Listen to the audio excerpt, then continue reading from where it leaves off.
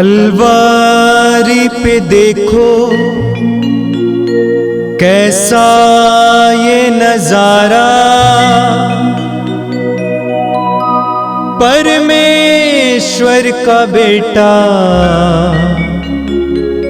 लटका बेसहारा।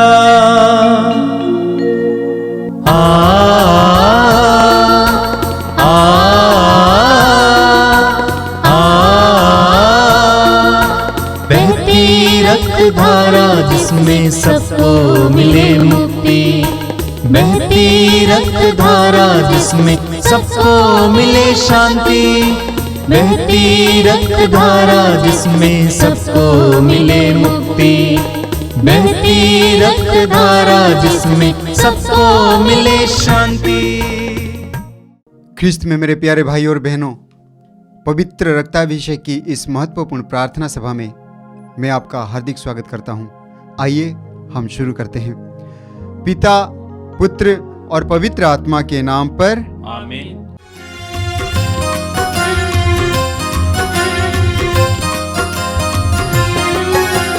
यीशु के बदन से बही जो लहू की धारा, उसमें धुले हमारे पापों के दाग सारे। यीशु के बदन से बही जो लहू की धारा, उसमें धुले हमारे पापों के दाग सारे। रख ले उसी में आशा, तज दे सभी निराशा, यीशु ही हमारे जीवन पार लगाए।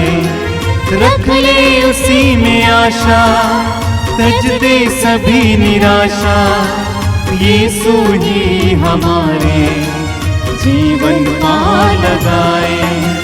यीशु के बदन से बही जो लहू की धारा, उसमें धुले हमारे पापों के दाग सारे। यीशु के बदन से बही जो लहू की धारा, उसमें धुले हमारे पापों के दाग सारे। कृपया मेरे पीछे दोहराइएगा। हे प्रेमी पिता, हे प्रेमी पिता, हम तुझे धन्यवाद देते हैं, हम तुझे धन्यवाद देते हैं, क्योंकि तूने हमसे इतना प्यार किया, हमसे इतना प्यार किया कि हमारे लिए अपने इकलौते पुत्र को अर्पित किया, जिससे जो उसमें विश्वास करे उसका सर्वनाश ना हो, बल्कि अनंत जीवन प्राप्त करे। हे संसार के मुक्तिदाता यीशु, हम तेरे बलिदान के लिए तुझे धन्यवाद देते हैं। तूने कहा यह प्याला मेरे रक्त का नूतन विधान है, यह तुम्हारे लिए बहाया जा रहा है। हम अंगीकार करते हैं कि हमारा उद्धार तेरे मूल्यवान रक्त की कीमत पर हुआ है। हम पर दया कर और हमें हर बंधन से मुक्त कर। आपका अनुवाक्य होगा, हे निर्दोष मेमने हम पर दया कर। हमारे पाप मिटाने के लिए क्रूस पर रक्त बहाने वाले, हमारे पापों का प्रायश्चित करने क्रूस पर रक्त बहाने वाले, हमारे शाप मिटाने के लिए क्रूस पर रक्त बहाने वाले, हमारे पापों का कलंक मिटाने क्रूस पर रक्त बहाने वाले, हमारे पापों की कीमत चुकाने क्रूस पर रक्त बहाने वाले, शैतान का हर कार्य नष्ट करने क्रूस पर रक्त बहाने वाले, हमें भरपूर जीवन देने क्रूस पर रक्त बहाने वाले, हमारे घायल दिलों को चंगा करने क्रूस पर रक्त बहाने वाले, रोगों से हमें चंगा करने क्रूस पर रक्त बहाने वाले, हमें पिता से मेल कराने क्रूस पर रक्त बहाने वाले, पर दया कर। हमें एक दूसरे से मेल कराने क्रूस पर रक्त बहाने वाले, हे निर्दोष मेमने हम पर दया कर। हमें प्रेम की शिक्षा देने क्रूस पर रक्त बहाने वाले, हे निर्दोष मेमने हम पर दया कर। हमारे लिए स्वर्ग का द्वार खोलने क्रूस पर रक्त बहाने वाले, हे निर्दोष मेमने हम पर दया कर। हमारे बंधनों को तोड़ने के लिए क्रूस पर रक्त बहाने वाले, हे निर्दोष मेमने हम पर दया कर। हमारे आंसुओं को पोंछने के लिए क्रूस पर रक्त बहाने वाले, हे निर्दोष मेमने हम पर दया कर। हमें धर्मी बनाने के लिए क्रूस पर रक्त बहाने वाले, हे निर्दोष मेमने हम पर दया कर। हमें पवित्र करने के लिए क्रूस पर रक्त बहाने वाले, हे निर्दोष मेमने हम पर दया कर। हमें सशक्त करने के लिए क्रूस पर रक्त बहाने वाले, हे निर्दोष मेमने हम पर दया कर। हमें स्वतंत्र करने के लिए क्रूस पर रक्त बहाने वाले, हे निर्दोष मेमने हम पर दया कर। हे ईश्वर के मेमने जो संसार के पाप हर लेता है, प्रभु हमें क्षमा कर। हे ईश्वर के मेमने जो संसार के पाप हर लेता है, प्रभु हमारी सुन। हे ईश्वर के मेमने जो संसार के पाप हर लेता है, हम पर दया कर। हम प्रार्थना करें। हे ईश्वर, तूने चाहा कि यीशु अपना रक्त बहाकर हमारे पापों का प्रायश्चित करे और हम विश्वास द्वारा उसका फल प्राप्त करें। हम तुझसे प्रार्थना करते हैं कि उनके पवित्र रक्त की योग्यता से इस संसार पर दया कर और हमें हर बंधन से छुड़ा दे। हम यह प्रार्थना करते हैं उन्हीं प्रभु ख्रिस्त के द्वारा। आमीन। हे हमारे पिता, तू जो स्वर्ग में है, तेरा नाम पवित्र माना जाए, तेरा राज्य आवे, तेरी इच्छा जैसे स्वर्ग में है वैसे इस पृथ्वी पर भी पूरी हो। हमारा प्रतिदिन का आहार आज हमें दे और हमारे अपराध हमें क्षमा कर जैसे हम भी अपने अपराधियों को क्षमा करते हैं, और हमें परीक्षा में न डाल परंतु बुराई से बचा। आमीन।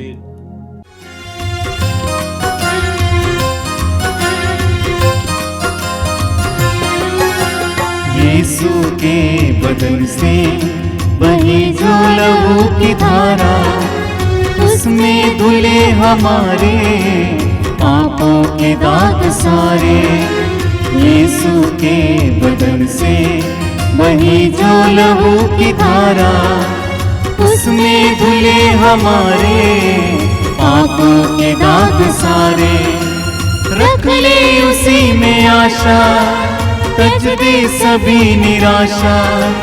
यीशु ही हमारे जीवन पार लगाए। रख ले उसी में आशा, तज दे सभी निराशा। यीशु ही हमारे जीवन पार लगाए। यीशु के बदन से बही जो लहू की धारा, उसमें धुले हमारे पापों के दाग सारे। यीशु के बदन से बही जो लहू की धारा, उसमें धुले हमारे पापों के दाग सारे। आइए हम प्रार्थना करें। अपने हृदय और मन को एकाग्र कीजिए। आप जहां कहीं भी बैठे हैं, स्थिर होकर बैठना, प्रभु की उपस्थिति महसूस करना। इस पवित्र रक्ताभिषेक प्रार्थना में भाग लेने के लिए तैयार होकर बैठ जाना। प्रभु आपको आशीर्वाद देना चाहते हैं, आपके बंधनों को खोलना चाहते हैं, आपकी टूटी फूटी जिंदगी को बनाना चाहते हैं, आपके हृदय के दुख को मिटाना चाहते हैं, आपको अपने आनंद से भरना चाहते हैं, पाप और पापमय बातों से छुटकारा देना चाहते हैं। प्रभु का पवित्र रक्त हमें शुद्ध और पवित्र करता है। यूहन्ना अपने पहले पत्र में कहते हैं कि ईश्वर के पुत्र का रक्त हमें हर पाप से शुद्ध करता है। प्रभु यीशु के दिव्य रक्त के द्वारा हमें छुटकारा मिलता है, पाप से छुटकारा मिलता है, पाप में आदतों से छुटकारा मिलता है, पाप में परिस्थितियों से छुटकारा मिलता है, पाप में रिश्तों से छुटकारा मिलता है। अपने आप को समर्पित कीजिए। इस समय इस प्रार्थना के लिए अपने आप को समर्पित कीजिए। प्रभु से बोलिए कि प्रभु मैं विश्वास करता हूं इस प्रार्थना के दौरान तू मुझे स्पर्श करेगा, मेरे जीवन में प्रवेश करेगा, मेरे जीवन के उन सारे पक्षों को, पहलुओं को जहां पर अंधेरा से भरा हुआ है, प्रभु तो उसको प्रकाशमय बनाएगा। मैं विश्वास करता हूं। प्रभु को आपके जीवन में कार्य करने दीजिए। अपने हृदय के द्वार को प्रभु के लिए खोलिए।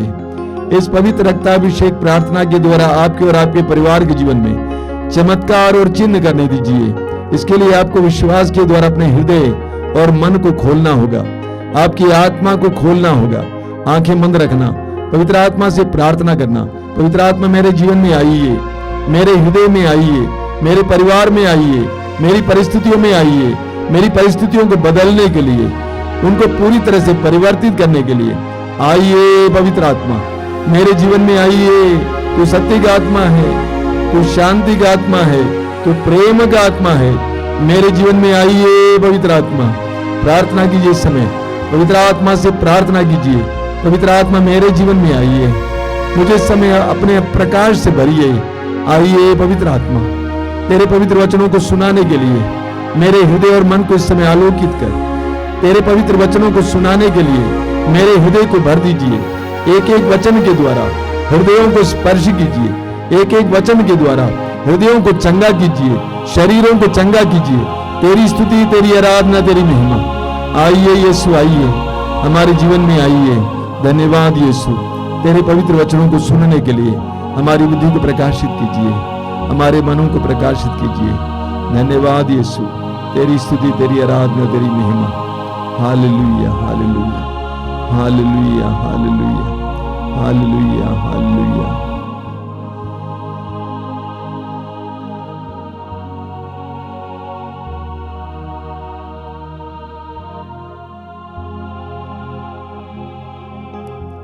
आंखें खोलिए। मेरे प्रिय भाई और बहनों,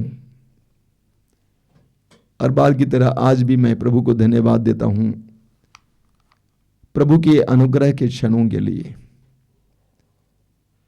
हमें स्पर्श करने के लिए प्रभु हमें कुछ अनुग्रह के क्षण देते हैं। सोशल मीडिया के द्वारा आपको जितने ऑनलाइन प्रोग्राम्स मिलते हैं, ये वास्तव में अनुग्रह के क्षण है। इन असंख्य कार्यक्रमों के द्वारा असंख्य लोगों को कृपाएं प्राप्त हो रही हैं, परिवारों का उद्धार हो रहा है, विभिन्न प्रकार की बुरी आदतों से लोगों को छुटकारा मिल रहा है। मैं प्रभु को धन्यवाद देता हूं इसके लिए। प्रभु की महिमा, प्रभु को यश, प्रभु की आराधना हो।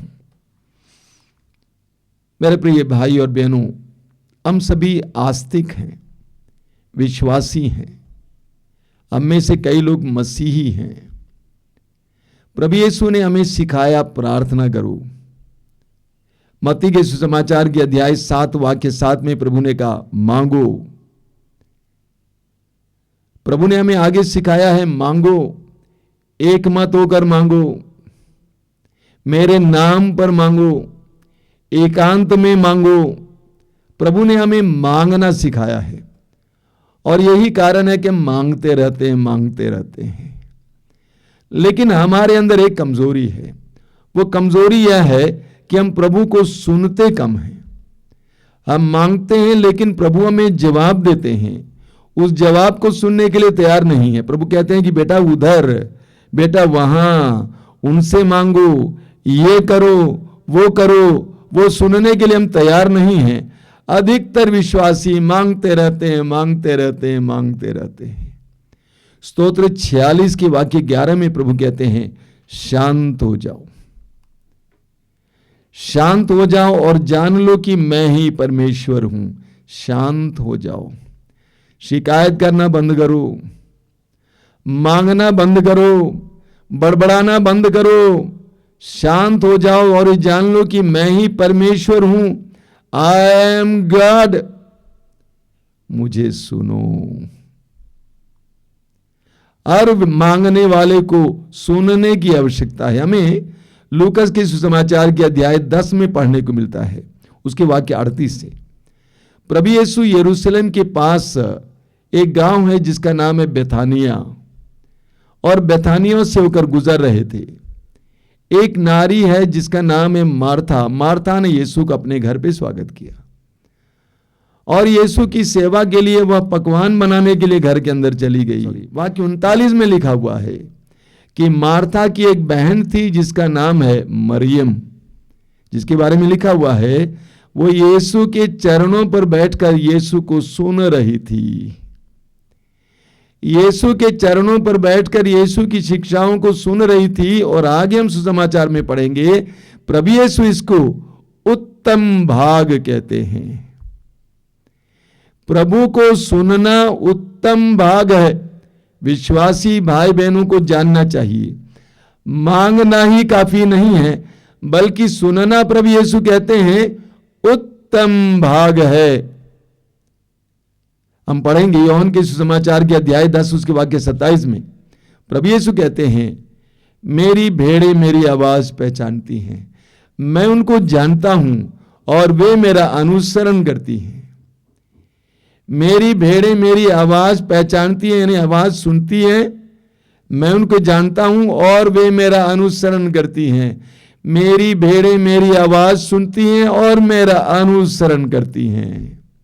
गड़ेरिया आगे आगे चलता है और भेड़ें पीछे पीछे चलती हैं।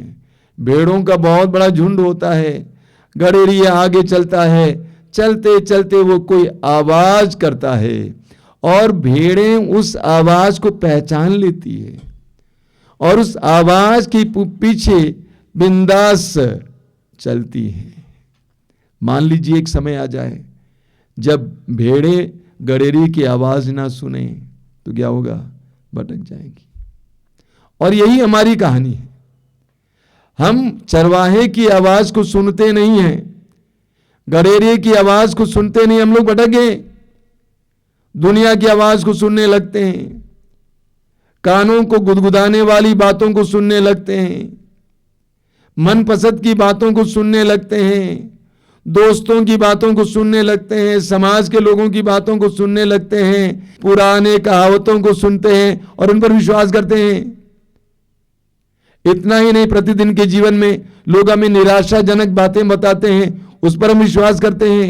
डॉक्टर कहता है कि तुमको कभी बच्चा हो ही नहीं सकता है, हम डॉक्टर पर विश्वास करते हैं। लेकिन ठीक इसके विपरीत प्रभु कहते हैं यदि तुम विश्वास करोगी तो तुम परमेश्वर की महिमा देखोगी। तो हम इसीलिए भटक गए। हम पढ़ेंगे इस्यास नबी अध्याय 53 वाक्य 6 में लिखा हुआ है। वहां पर इस्यास नबी कहते हैं, प्रभु कहते हैं हम सभी भेड़ों की तरह भटक गए। हम सभी भेड़ों की तरह अपनी अपनी राह पकड़कर भटक गए। जब गड़ेरिये की आवाज सुनना बंद करेंगे तो हम भटक जाएंगे, दुनिया में खो जाएंगे, दुनिया के लोगों की बातों को मानते रहेंगे, हम असमंजस में रहेंगे, भ्रम में जीवन जिएंगे, अंधकार में जीवन जिएंगे। इसलिए हमें प्रभु की आवाज को सुनने की आवश्यकता है। सुसमाचारों में पढ़ेंगे प्रभु यीशु अपने पिता की आवाज को सुनते थे। प्रभु यीशु प्रार्थना में अपने पिता की आवाज को सुनते थे। लूकास के सुसमाचार के अध्याय 3 वाक्य 22 में पढ़ते हैं, प्रार्थना के समय प्रभु को आवाज सुनाई दी, तू मेरा प्रिय पुत्र है, मैं तुझसे अत्यंत प्रसन्न हूं। ध्यान से सुनना, तू मेरा प्रिय पुत्र है, मैं तुझसे अत्यंत प्रसन्न हूं। प्रभु बराबर अपनी प्रार्थना में अपने पिता की आवाज को सुना करते थे और यह संदेश, पिता की वाणी प्रभु यीशु की जीवन की हर परिस्थिति में उनको साथ देती थी। कठिन से कठिन परिस्थितियों में, दुख भोग के समय वही आवाज गूंजती रही, बेटा तू मेरा प्रिय पुत्र है, टूटना नहीं, निराश नहीं होना, यू आर माई बिलीव्ड सन। प्रभु यीशु प्रार्थना में ईश्वर को सुना करते थे। लूकास के सुसमाचार के अध्याय 8 उसके वाक्य 8 में प्रभु यीशु कहते हैं, उस सुंदर दृष्टांत को सुनाने के बाद, बीज बोने वाले के दृष्टांत को सुनाने के बाद प्रभु कहते हैं जिसके कान हो वह सुन ले, जिसके कान हो वह सुन ले। हम जानते हैं जितने लोग प्रभु को सुनने आए थे अधिकतर लोग सुनने वाले थे, यानी सुन सकते थे, बहुत कम बहरे आए होंगे चंगाई के लिए। इसके बावजूद प्रभु ने कहा जिसके कान हो वो सुन ले। क्या मतलब इसका? प्रभु कहते हैं कि तुम्हें मुझे आंतरिक कान से सुनने की जरूरत है।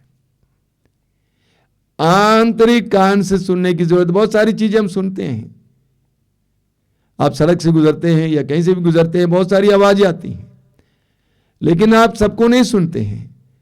आप जब आंतरिक कान को खड़ा करते हैं, कुछ चीजें आपको सुनाई देती हैं। प्रभु कहते हैं जिसके कान हो वे सुन ले, आंतरिक कान से सुने, यानी ध्यान से सुने।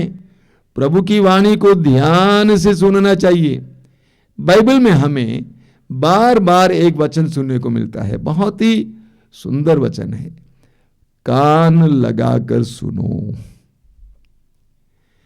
कान लगाकर सुनो, बार बार हमें संदेश मिलता है, कान लगाकर सुनो। क्या मतलब है कान लगाकर सुनने का? हम कान लगाते हैं, ध्यान से सुनते हैं। आप किसको कान लगाकर सुनते हैं? सबसे पहले जिसकी आवाज हल्की है। अगर किसी की आवाज हल्की है तो हम सबको शांत करते हैं, जरूर सुनो भाई, कान लगाकर सुनते हैं। ईश्वर चिल्लाता चीखता नहीं है। ईश्वर चिल्लाता चीखता नहीं है। वो करुणा सागर प्रभु, वो प्रेममय प्रभु चीखता चिल्लाता नहीं है। आप पढ़ेंगे राजाओं के पहले ग्रंथ के अध्याय 19 में नबी एलिय्याह के बारे में लिखा हुआ है कि वो मरु प्रदेश छोड़कर होरेब पर्वत पहुंच गया। प्रभु ने उससे कहा कि तुम अपने ईश्वर से मिलने के लिए आओ, और जिस गुफा में एलिय्याह बैठा हुआ था उस गुफा के द्वार पर आकर बैठ गया।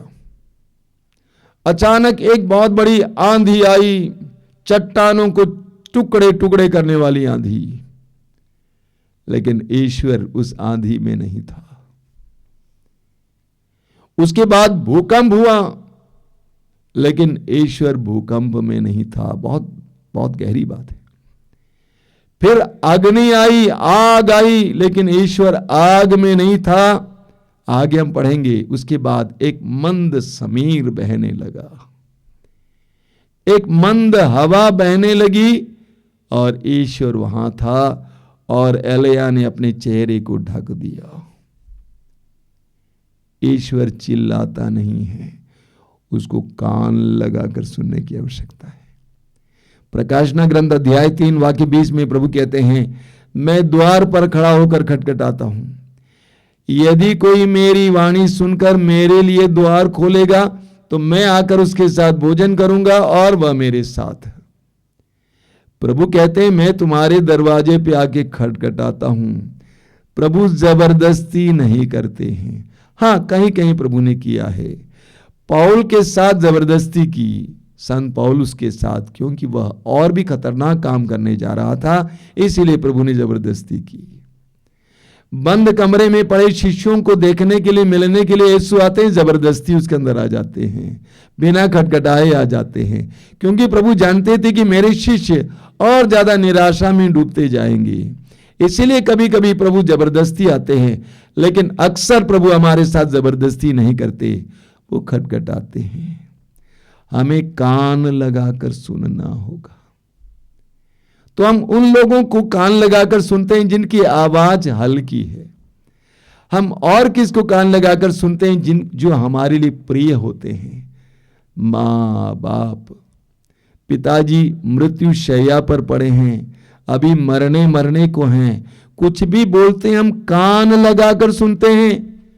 मुंह के पास कान लगाकर सुनने का प्रयास करते हैं कि पापा क्या बोल रहा है, माँ क्या बोल रही है, क्योंकि उनका बोलना और वो वचन बहुत महत्वपूर्ण है, क्योंकि वह हम उनको बहुत प्यार करते हैं। तो हमारे प्रियजनों को सुनने के लिए हम कान लगाते हैं। और किसको सुनने के लिए हम कान लगाते हैं? जो बहुत महत्वपूर्ण होते हैं, बड़े लोग होते हैं, ज्ञानी होते हैं, प्रज्ञावान होते हैं, उनके लिए हम कान लगाते हैं। और इन सारी बातों के बावजूद हम उसके लिए कान लगाते हैं जो हम पसंद करते हैं। अगर हमें हिंदी फिल्मों का गीत पसंद है, उसको कान लगाकर सुनेंगे, कहीं से आ रही है वो आवाज। अगर हमें पवित्र वचन पसंद है, जहां से वचन आ रहा है, उसको हम कान लगाकर सुनेंगे। तो हम कान लगाकर सुनते हैं। देखिए इतिहास नबी के ग्रंथ के अध्याय 55 में उसके वाक्य 3 में प्रभु क्या कहते हैं, बहुत जबरदस्त वचन है। प्रभु कहते हैं कान लगाकर सुनो और मेरे पास आओ। कान लगाकर सुनो और मेरे पास आओ, मेरी बात पर ध्यान दो और तुम्हारी आत्मा को जीवन प्राप्त होगा। देखिए मेरे पीछे दोहराइए, इस वचन को दोहराएंगे। प्रभु कहते हैं कान लगाकर सुनो और मेरे पास आओ, मेरी बात पर ध्यान दो और तुम्हारी आत्मा को जीवन प्राप्त होगा। और एक बार मुंह खोलकर बोलिए, कान लगाकर सुनो और मेरे पास आओ, मेरी बात पर ध्यान दो और तुम्हारी आत्मा को जीवन प्राप्त होगा। Hallelujah, hallelujah. प्रभु कहते हैं कान लगाकर सुनो, ध्यान से सुनो, क्योंकि मेरी वाणी सुनने से, मेरा वचन सुनने से, मेरा संदेश सुनने से तुम्हें, तुम्हारी आत्मा को जीवन प्राप्त होगा। तुम्हारे अंदर फिर जीवन आ जाएगा।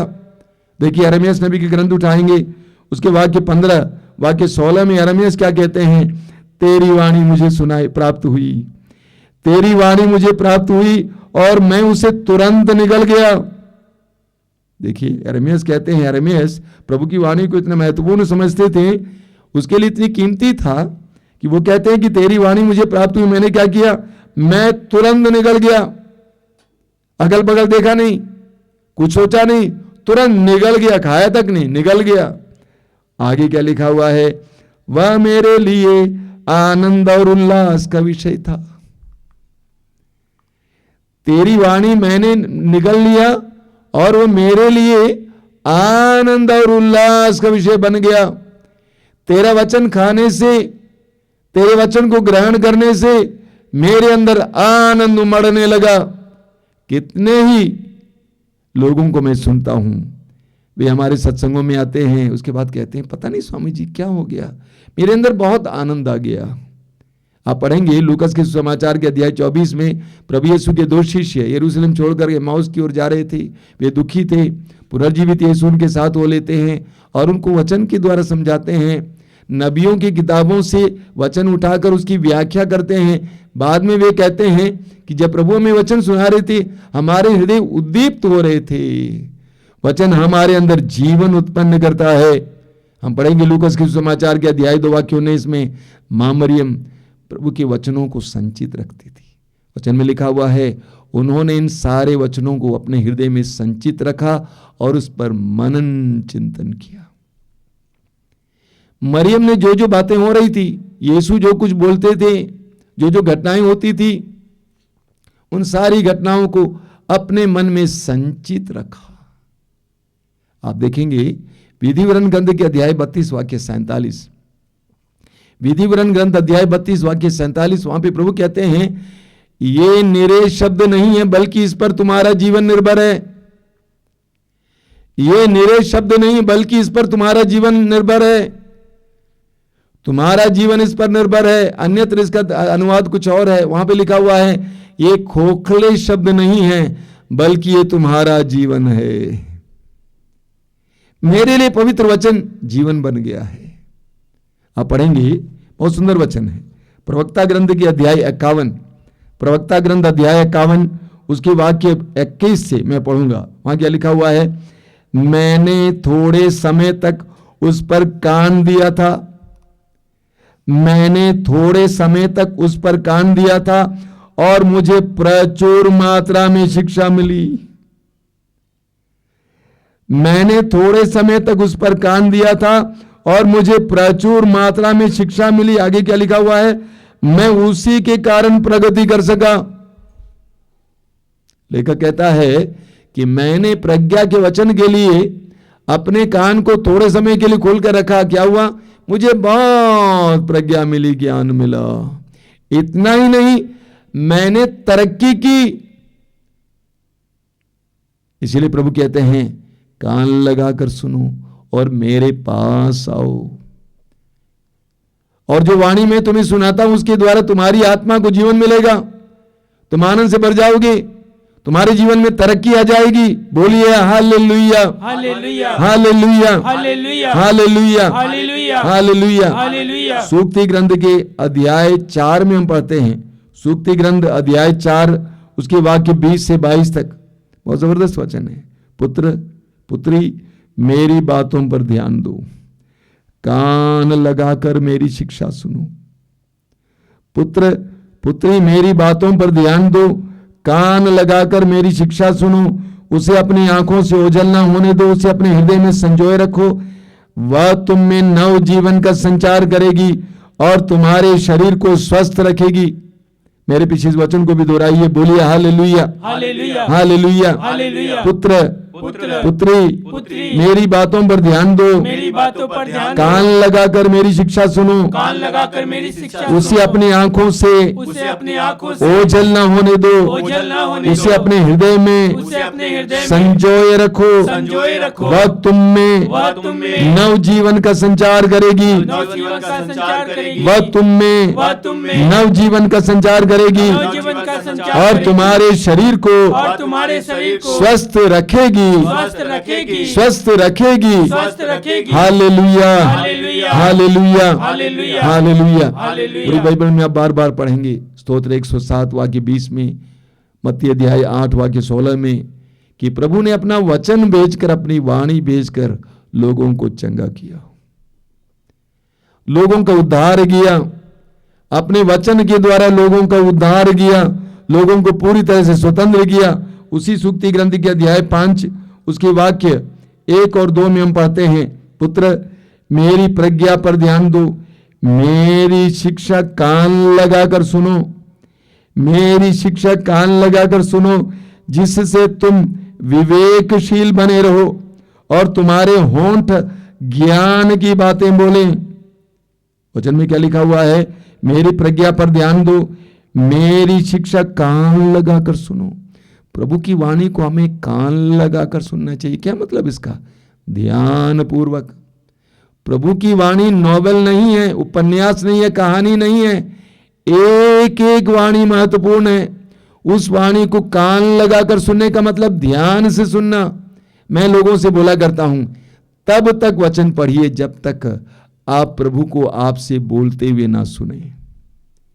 जो भी वचन आप पढ़ेंगे उसको तब तक पढ़िए जब तक कि आपको ना लगे कि प्रभु मुझसे बोल रहे हैं। The lord is speaking to me. मूसा से नहीं, इब्राहिम से नहीं, पेतरुस से नहीं, बल्कि प्रभु मुझसे बोल रहे हैं। इसका मतलब है कान लगाकर सुनना, सुनने की कोशिश करना। मैं हमेशा लोगों से बोला करता हूं, ये पवित्र वचन जरूर है, लेकिन इसको प्रभु की वाणी समझना, प्रभु का संदेश समझना। इसको पढ़ना नहीं बल्कि सुनना। बाइबल को पढ़ना नहीं बल्कि सुनना।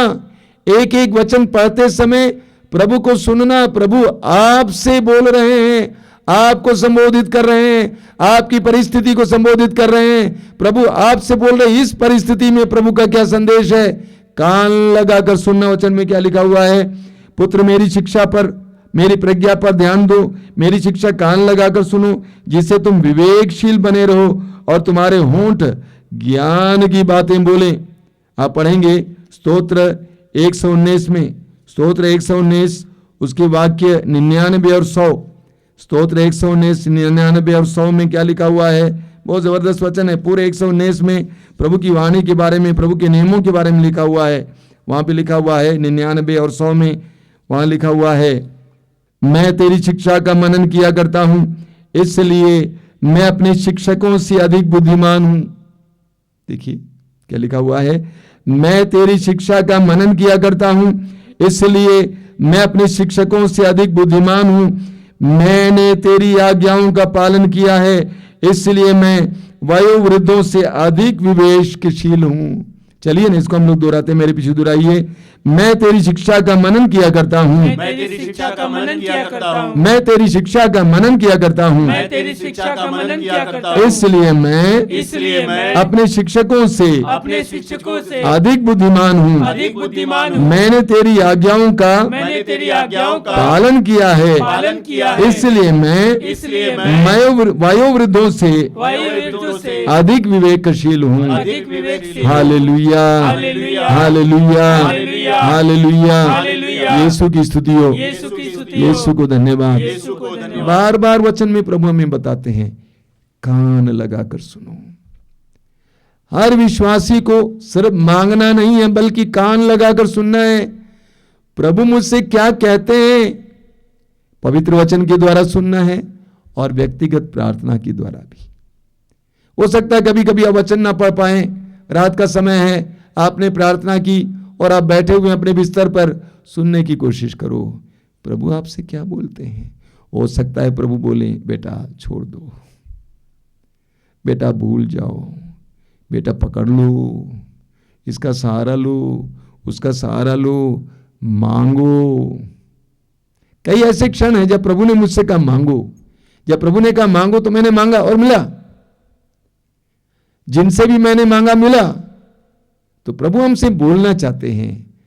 प्रभु सदा हमसे बोलते हैं, हर समय बोलते हैं। स्तोत्रकार कहता है सुबह से लेकर रात तक प्रभु हमसे वार्तालाप करते रहते हैं।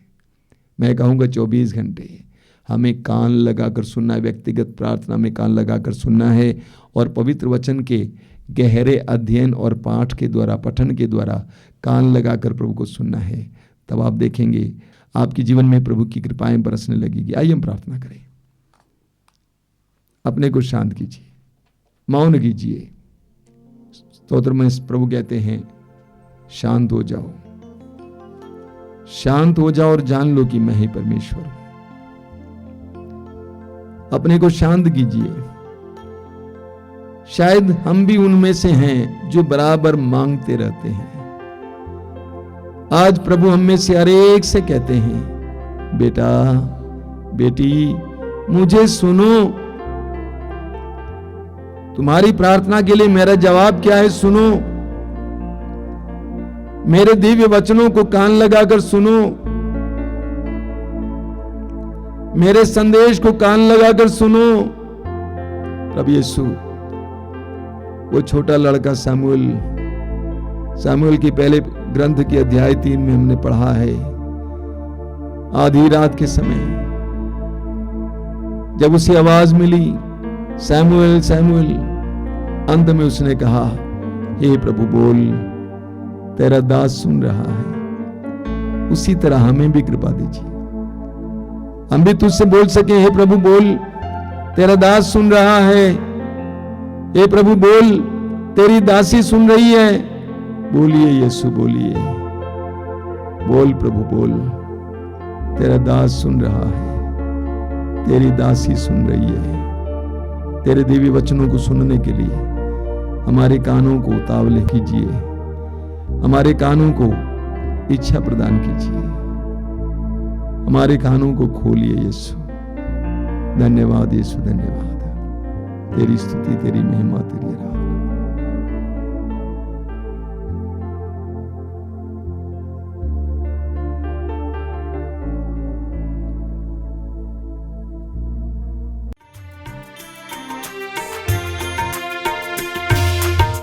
अर्चना पूजा आराधना, अर्चना पूजा आराधना, परम प्रसाद में यीशु।